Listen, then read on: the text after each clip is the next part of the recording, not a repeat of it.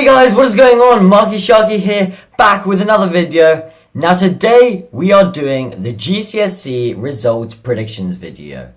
So I'm going to be predicting what I got for my GCSEs.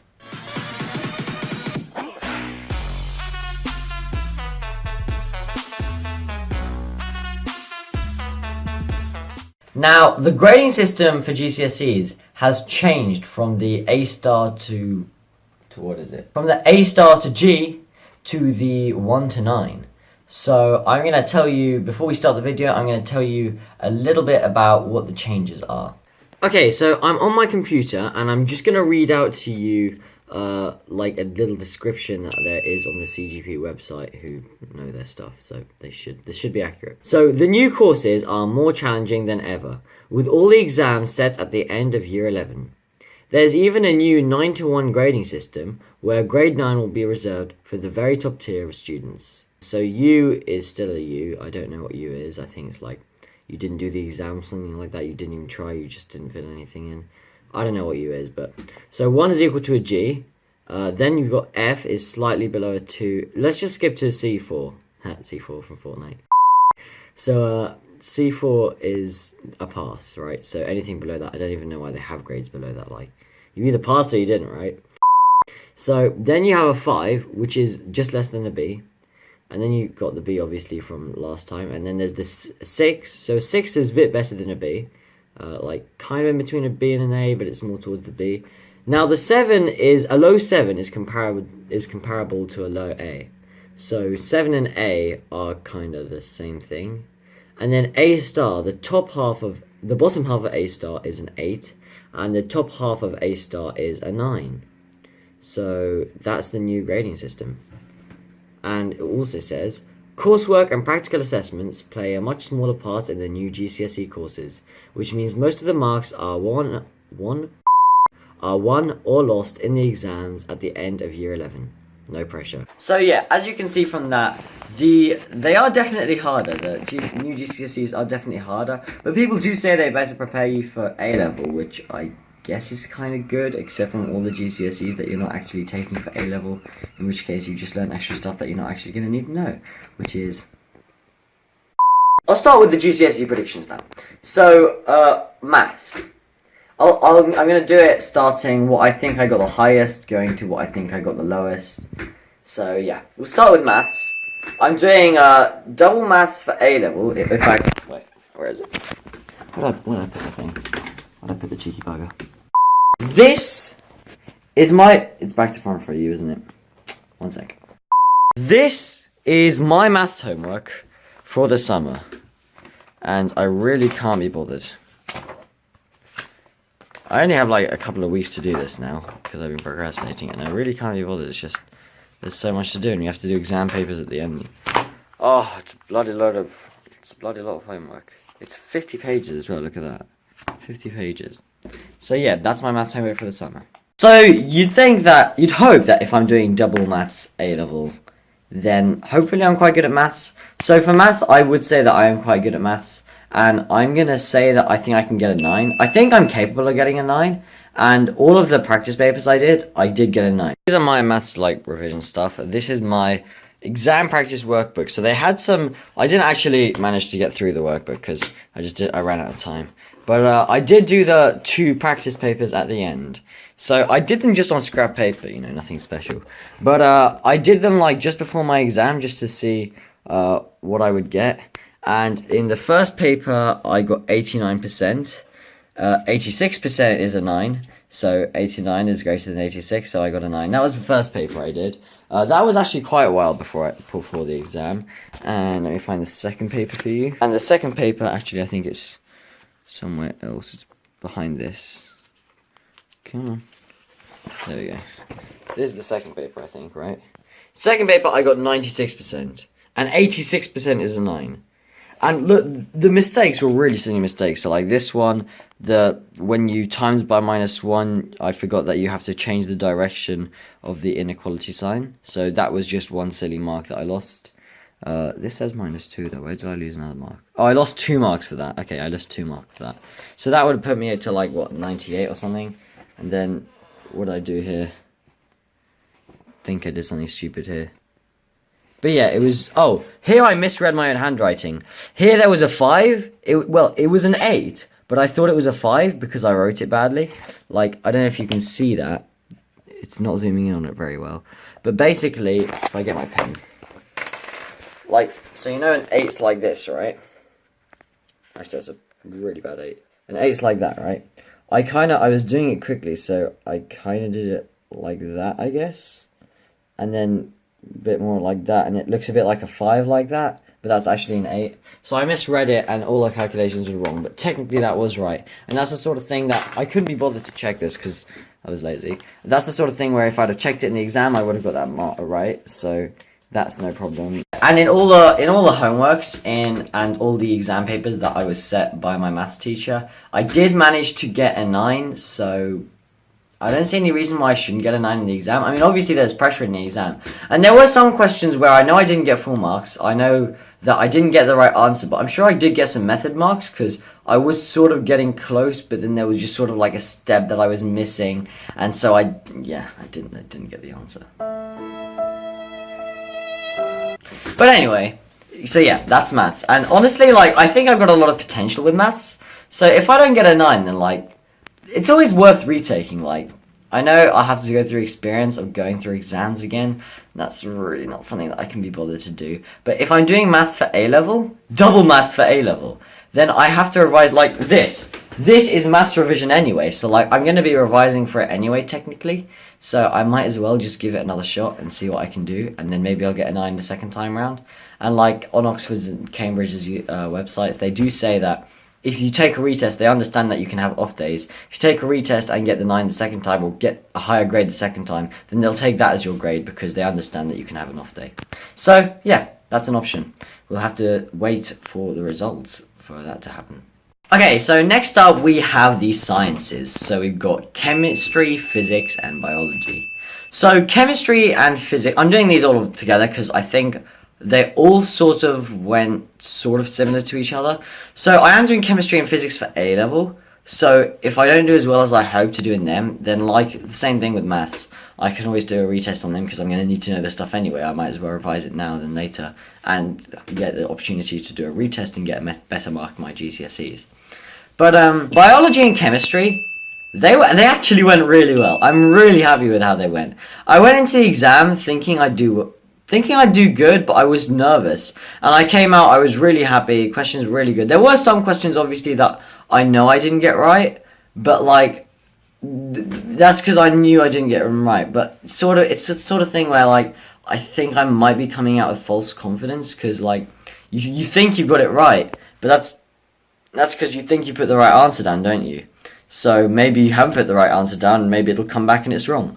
So there's that, and then also biology and chemistry, both of them I thought went very well.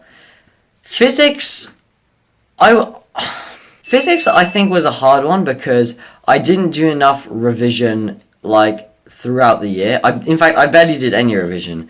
My physics teacher, he's really good at teaching this stuff the first time, but we did no, like, practice papers. We once did a pub quiz, but that was the only practice we ever really did. It was only really before the exam. We did a practice paper, and we got really awful marks. I think in the paper 2 practice, like, I think I got like 50% or something like that. It was really low. So that was sort of like an eye-opener. So practically all of my physics revision was just like a couple of weeks before the exam, just revising then. So, but I still think I did well. So I am still going to say, and I definitely did better than I thought I would. So I am going to still say a 9, and obviously if I don't do as well as I hoped I would in physics, I can always do it again. So next we have geography. Now geography is one of those things that I think everyone finds easy because it is sort of just like the questions are just asking you to use your common sense. So you don't really need to spend as much time learning geography, although you do need to learn the case studies. So I do think geography did go very well. I do think that I could get a 9. I'm not entirely sure if I will get a 9. If I don't, although I'm not doing geography for A-level, I still think I would retake it. Just because it's common sense, mostly common sense anyway. If I just learn my case studies, I feel like I'll be ready to take the exam again, honestly. So, yeah, I think if I don't get I'm predicting 9 in geography. If I don't get a 9 in that, then just retake, I guess. So nextly, I'm gonna, stay on the humanity topic, and I'm gonna go over to history. Now, in history, we're still... Siri, shh. Siri, shh. I'm filming a video. Thank you. So, in history... Here are some results I found. History of the Internet. Alexander Pushkin. Military history. Islamic geometric patterns. Human rights in Saddam Hussein's Iraq. Would you like to hear the remaining 5? No. Siri, please go away. History of Xinjiang. No, I told you to... Hey, Siri! I told you to go away. Siri! Siri, shut up. Anyway, where was I before I was rudely interrupted by Siri? Oh yeah, so geography. No, not geography. So history. I think, so with history, we're still on the old GCSE. We're doing the edXL GCSE. So for that one, it is actually A star to G. So history, I'm not gonna lie. History is one of those ones where I feel like it's one of the easiest to get 100% as long as you know the thing. Because the exam technique is very linear, but I don't think I ever took the time to learn the exam technique. So before the exam, and I spent a lot of time on history. A fair amount on history. Didn't spend that much time on geography, but a fair amount on history, not gonna lie. And I think that really paid off with history. I did, for my revision, I might actually make an independent video for each subject on how to revise it well for the future years and stuff like that. But with history, basically, I learned the exam technique. I learned what you needed to do to get 100% on every question. So, and I kept watching those videos until I literally could recall it flawlessly. So I knew what to do, the exam technique, and I feel like in the mock exams, the exam technique was what kept slipping, and I didn't know what I was meant to give. And then after that, I learned all the content, and I feel like I learned it very well. And I'm not gonna lie, the paper 2. I think paper 2 is definitely one of the harder papers. It's much harder than paper 1, I'd say. Actually, no, the USA part of paper 2 was really quite easy because it's just source work. You look at a source and you tell them what you see. You don't need to learn much. But China's actually quite difficult. But with China, I at the lunchtime before the exam, it was an afternoon exam. And that lunchtime, I basically, because I made a list at home of every single exam question that had come up, so far in the syllabus for history. And I predicted the questions that would come up. And my predictions were 100% correct.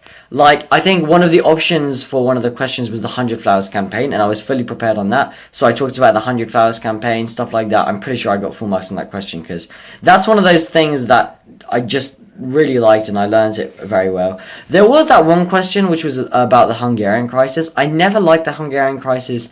I never really fully got my head around it, but I still did, so I still do think I did well on that. Just maybe that's the question that I probably didn't get full marks on, but I still think I did well enough for an A star. And because it's the old GCSE, there isn't an 8 or a 9, it's just A star. So I do think that I got an A star. Okay, so next we have English, both English literature and English language. So I've had an interesting relationship with English, not gonna lie. I started off hating English. I remember at the beginning of English, I sort of aimed for, I'd be like, oh, I just want a 7. I just want a 7 or an 8. That would be amazing, just a 7 or an 8. I really hate English. I'm really not very good at English. But it was sort of that mentality that made me realize, well, if I'm not very good at English, maybe I should do something about it. So I sort of started working hard on my English. And so I'll start with English language. So with English language, it's literally just exam technique. You need to know very little. It's practice from what you practice in the lessons and exam technique. So I learned exam technique for every single question. I learned how to do every single question. And then I had still practiced in the classroom a lot. And so I feel like with English language, I came in prepared.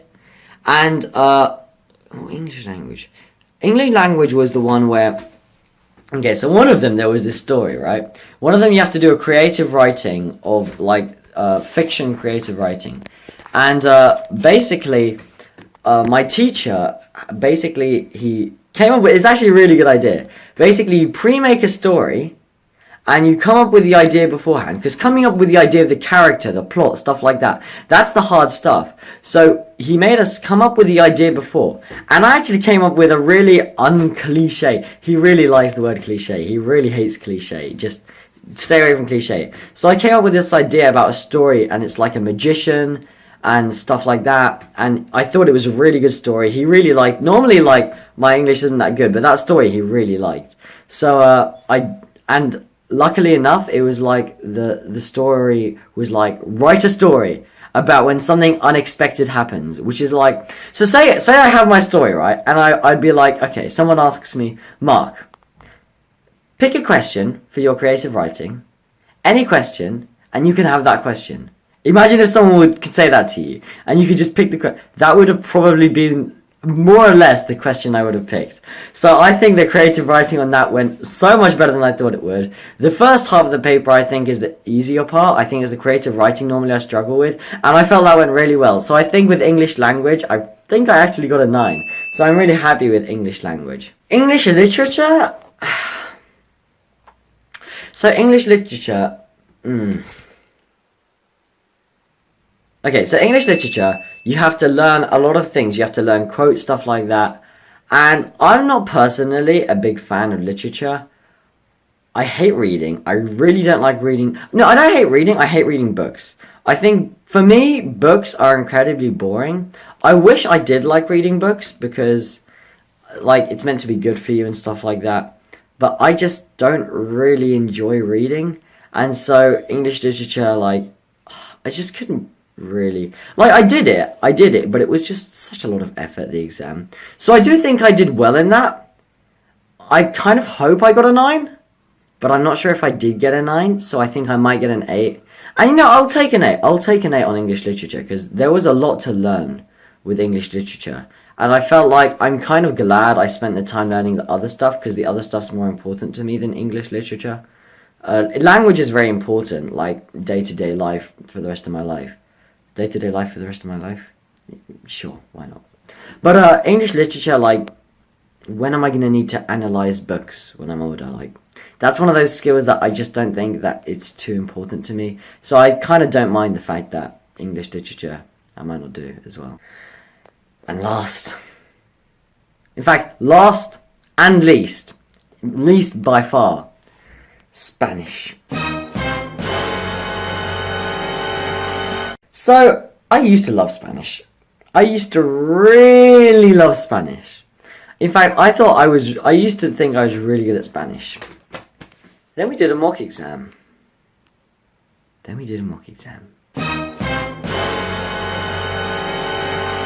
And I realized just how hard Spanish exams are. They're impossible. And come to think of it, I see why they're impossible. Spanish is basically the exam is basically learn a whole language, and we're gonna test you on it. Good luck. Have fun. Like, there is so much vocabulary. It's basically impossible to learn all of the vocabulary for your languages. And German people found this as well. I'm not sure about French people. I don't have any friends who did French. But my friends who did German also found this as well. There is a lot of vocabulary in the exam that you just don't learn. Like, if you really want to do well, if you really want to go for a 9, then that's like the sort of thing that you have to start learning from day one. And just every week, on the weekend, if you can, just test yourself. You know, go on Quizlet and just quiz yourself. But I feel like that is Spanish is definitely my worst. And here's the worst thing. It was the most depressing, effortful thing I've ever had to drag myself through. Like, maths, for me, I kind of enjoy maths. I like the feeling of like, when you're stuck on a difficult question, then you get it. It's like a really good feeling of success.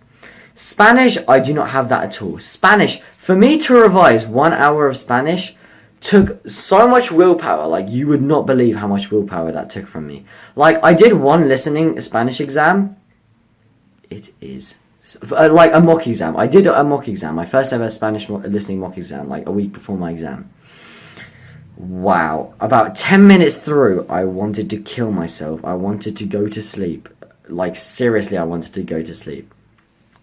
It was really, really painful. But actually, my mock exams, I think I got like 60%, something like that. Something really bad on my, the first mock I did anyway. But I looked it up, and with last year's grade boundaries, I mean, this year's might be different, because obviously it's a new GCSE and stuff like that. But with last year's grade boundaries, that would have been an A star. And I was just like, sorry, what? Sorry, 60% is an A star. That just goes to show how hard the Spanish exam is. Like, it really is impossible. Listening and reading were really hard. But actually, my oral went really well. Like, my Spanish oral, even my teacher said that she thinks I got 100% on my oral. Like, there was no place that I went wrong. I practiced my oral so many times. Oral, literally, if you put in the effort, anyone can get 100%. You literally just have to memorize like a long thing that you have to say to your teacher, and you can get 100%. And then there's like the freestyle stuff, but just learn the simple vocabulary. You really don't need anything too complex for that. So yeah, I think Spanish oral is definitely gonna because the overall grade is an average, right? So the Spanish oral will be up there, listening and reading will be down there. Writing, I think I also did quite well. So like oral there, writing there, listening, reading there. So it's sort of average around there, maybe. But if the grade boundaries are low, then I think I could get like an 8. But if they are like high, then I probably got like a 7 or something. So definitely did the worst in Spanish. And here's the worst thing. Spanish is so painful to revise. It's so boring to revise that no matter what I get, unless I fail, in which case I probably will retest. But no matter what I get, even if I get like a 6 or something, I'm not going to retake Spanish. Like the others, I probably would retake if I had. Even actually English, probably I wouldn't retake either. English was a lot of effort. The English exam was, it's like an hour, 2 hours actually. It's nearly 2 hours, an hour and 45 minutes actually, I think it was, of just sit there and write and write and write and write and write. So yeah, English also I probably wouldn't retake. If I did really badly, then I'd retake it, but I don't think I did do badly. I think I did actually much better than I expected to. So yeah, I'm happy with English. Just Spanish, I'm not happy with how Spanish went, but I kind of knew that Spanish wasn't going to go too well. So yeah, we'll just have to I don't really want to think about it too much, because there's literally nothing I can do about it right now. So I'm just going to wait till results day, and see what happens. And about results day. So I think results day is August 23rd, hold up. 23rd of August 2018, yep, I got it right. So, as you can see there, results day is the 23rd of August. I'm going to be in LA. I'm going to be LA on the 23rd of August, and I don't actually come back till like the 30th, I think. My plane leaves from LA 29th at like 11:30 p.m. So I get home 30th like midday. So the 30th is when I will be able to open my GCSEs if I want to, and I'm definitely going to do a GCSEs I won't open it, I'll just go straight onto my camera and open it with you guys, and we'll see what I get. And then after that, I will also not tell my parents anything, and I'll film if it's a good one, I'll film my parents' reactions, but I might not. Actually, you know what? Yeah, never mind. But yeah, when I do get my GCSE results, I definitely want to do a GCSE reactions video. I'm kind of scared, I'm kind of excited. I also feel like because I'm going to get my results a week after everyone else, there's going to be on the 23rd, I remember last year, because I've actually already had 2 of my results. I did my RS short course last year, and I did my statistics GCSE last year. And in my statistics I got an A star, in RS I got an A. And it's nice because everyone starts tweeting out and talking about GCSE results, and everyone's sharing their GCSE results and stuff like that, and there's a load of hype about it. And I'm just gonna miss that. It's gonna be I'm just gonna be yep, you got that, cool. I don't know what I got. Oh, I'm so nervous. And for a week it's just gonna be me anticipating but not knowing what I got. But because I'm gonna be in LA and I want to open the envelope on camera, that's the problem with being a YouTuber. If I wasn't going to open the thingy on camera, then I'd just get someone to email it to me, and I could just look at it then, and join in with the hype and everything. But, yeah, I kind of want to open it on envelope on camera. If I do get really desperate, then I might actually try and, get someone to email it to me, or, give permission for someone else to take it, and then they email it, and I'll do a results reactions on email, and oh, I'm scared. I hope you guys did enjoy the video. If you did, smash that like button. If we get to 1 like, we will do a GCSE results reactions video. So smash that like button if you haven't already. Subscribe to the channel if you are new here and if you haven't subscribed already. And I'll see you guys in the next video. Peace. Lover, what's holding you down? I ain't like